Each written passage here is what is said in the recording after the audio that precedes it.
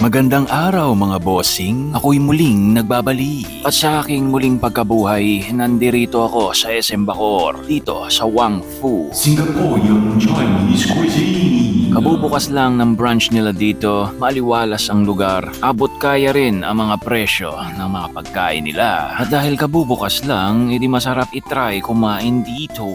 Kaya't ito't umorder na ako ng Thai milk tea nila. Just a regular Thai milk tea, hindi matamis, nothing special. Pero ang special ay ito, salted egg fried chicken, bento. At itong sa Thai, Singaporean style rice noodle.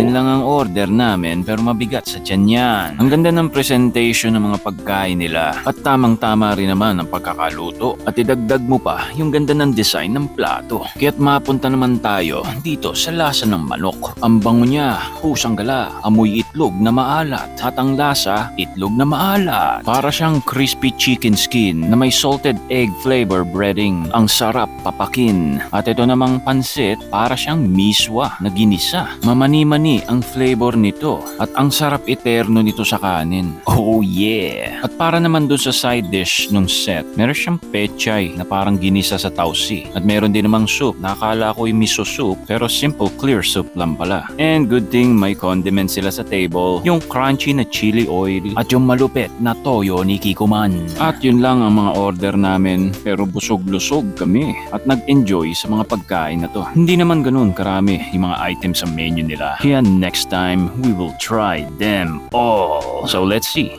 kung kailan ulit ang next time na yon.